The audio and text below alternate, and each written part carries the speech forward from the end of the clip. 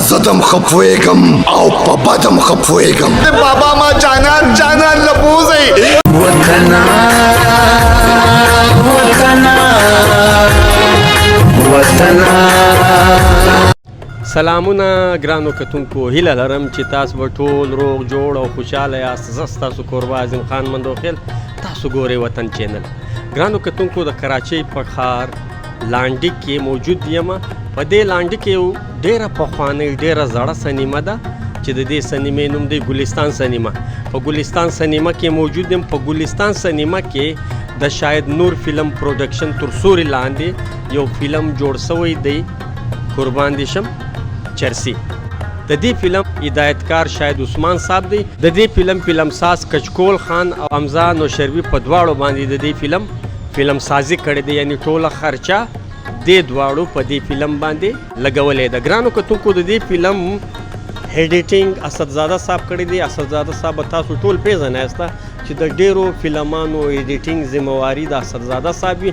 اسدزاده صاحب چې د کوم فلم ایډیټینګ وکړي هغه فلم کتونکي ډیر خوښوي. سینمې ته دننه ځو او له کتونکو څخه دا رایه اخلو چې دا فلم څنګه فلم دی. پیچھے دیکھو پیچھے پیچھے مگریے. السلام علیکم. وعلیکم السلام. نوم دې څه دی؟ جهانگیر خان.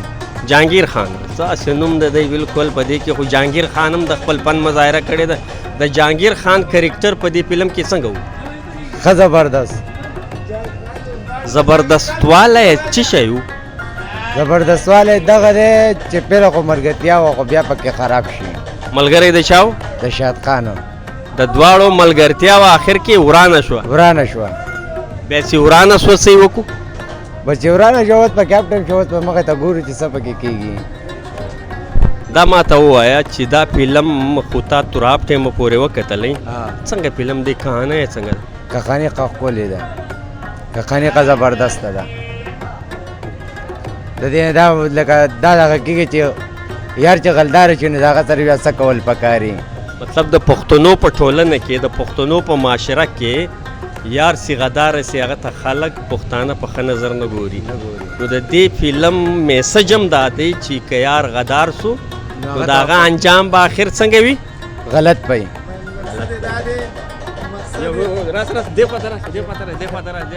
مقصد یې څه دی؟ مقصد یې دا دی چې جواري مه کوئ. جواري غلط انجام دی. یا یاري دوستي ته نه ګوري، پیسو لالچ باندې خپل پردي ته نه ګوري، نو قتل وکړي، هغې د لاسه غټ نقصان پیدا شي. اچھا وروره ته ما ته دا هم ووایه نوم د څه دی؟ نوم خو ما ته رحمت الله دی. رحمت الله وروره عرف وزیرستان. رحمت الله عرف وزیرستان. دا راته وایه قربان دي شم چرسی، څنګه نوم دی دا؟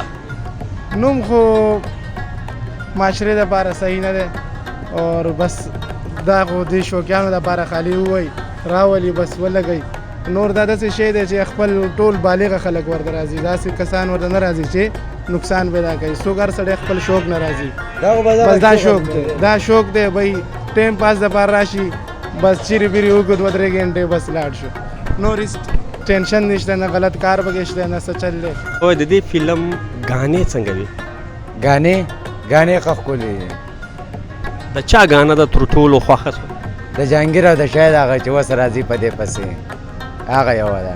اچھا له دې نه بعد به راځي؟ د دې نه بعد به راځي. اچھا دا ما ته وایي فلم سازان چې د پښتنو دپاره د شوقیانو دپاره یو فلم ساز کړي جوړې کړي، دوی هغه ته کہانی ور واچوي، هغه ته کرکټر ور واچوي. هر کرکټر هر اداکار خپل اداکاري په هغه کې کوي، د خپل فن مظاهره کوي. ته څه وایې فلم سازانو ته څه وایې چې د پښتنو دپاره د په نن سبا په دې جدید دور کې څنګه فلمان جوړ کړي؟ په جدید دور کې دا فلمونه چې دی نو دا لکه دا خبره چې د عیا نه وتې دي. پخواني فلمونه فلم سازان له عیا نه وتې دي؟ نه، دا فلمونه چې جوړوي دا چې کم پکې لباس ورکوي دا د عیا نه پکې وباسل دی. اچھا ته دا وایې چې داسې فلم د جوړ کړي چې په هغه کې کہانی وي، حیاداره فلم حیاداره فلم وي.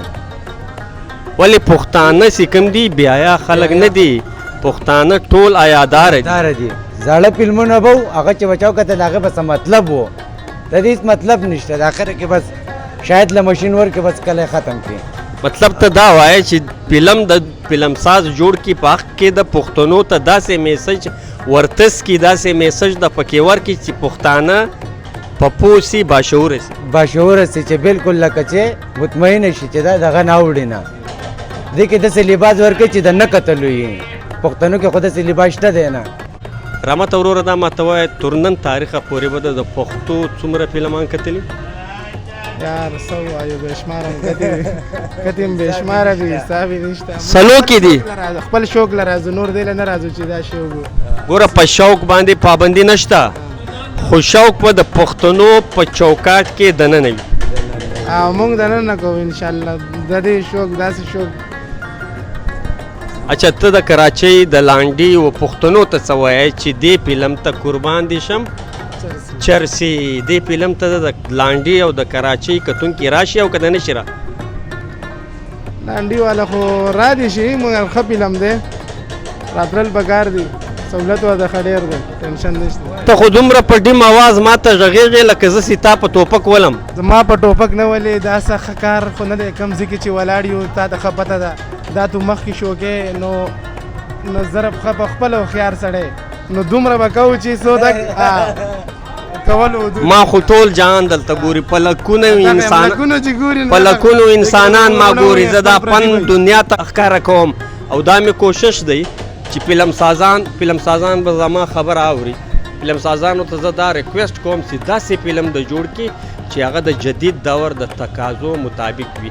په هغه فلم کې د فلم ساز و پښتنو ته داسې میسج ورکړي. ولې یو فلم د پښتنو دپاره د میسج ذریعه ده، په دې باندې پښتنو ته عقل ورځي، پوهه ورځي. پکار دی فلم سازان داسې فلم جوړ کړي چې په هغه فلم باندې پښتانه ورونه چې حالانکې پښتانه ډېر قدرمن نسل دی په دې ملک کې چې پښتون استوګه کوي، دا ډېر قدرمن نسل دی، ډېر د عزت وړ انسانان دي. فلم سازانو ته پکار دی چې هغه عزت په ذهن کې وساتي او پښتنو ته داسې فلمان ورکړي چې هغه فلم پښتانه په زرګونو انسانان هغه فلم ته راځي او هغه فلم ګوري. ډېره مننه. کور مو ودان څه د دواړو. هغه به کم پلار وي چې خپل اولاد به د خپلو سترګو ازغې ګڼي. ګرانو کتونکو دا و په ګلستان سینما کې د شاهد عثمان صاحب په ډایرکشن کې فلم قربان دي سم چرسي. د دې مکمل راپورټ چې ما له تاسو سره شیر کړي تر بل خوندور پروګرام پورې پر لوی بازار سپارلی یاست. د خدای امان.